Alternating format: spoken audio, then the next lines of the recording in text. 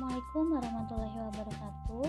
Halo anak-anak, hari ini kita akan belajar tema 1, subtema 1, muatan pembelajaran SBDP tentang gambar cerita. Simak baik-baik ya. Ada yang tahu apa sih yang dimaksud dengan gambar cerita? Ya, gambar cerita adalah serangkaian gambar yang mengandung sebuah cerita. Contoh gambar cerita adalah gambar ilustrasi. Gambar ilustrasi ini adalah gambar yang mendukung isi sebuah bacaan atau teks. Gambar ilustrasi ini dibedakan menjadi dua macam, yaitu gambar berupa foto maupun gambar tangan. Terdapat macam-macam gambar ilustrasi.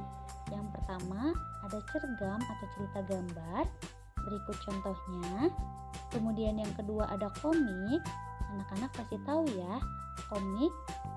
Kemudian yang ketiga ada pamflet yang biasa kalian lihat di dinding sekolah. Kemudian ada cover, ini biasanya ada di buku. Kemudian kartun. Kemudian yang terakhir ada karikatur.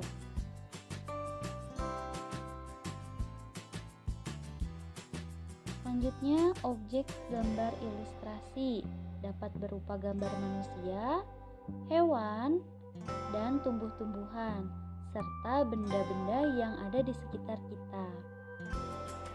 Nah, sebelum membuat gambar ilustrasi, terdapat beberapa langkah yang harus kalian lakukan.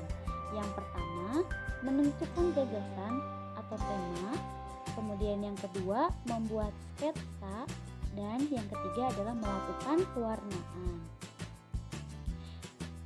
Media gambar dapat berupa alas gambar seperti kanvas, kain, kertas, dan sebagainya. Kemudian yang kedua media pewarna seperti pensil warna, cat air, krayon, dan lain-lain. Kemudian terdapat beberapa corak dari gambar cerita. Yang pertama, realis. Realis ini merupakan gambar yang dibuat seperti keadaan aslinya, baik bentuk, ukuran, dan juga tata letaknya. Kemudian yang kedua,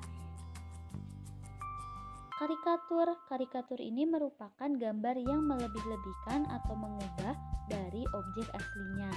Gambar karikatur ini biasanya mengandung kritikan dan juga sindiran, seperti berikut contohnya. Kemudian yang ketiga ada kartun.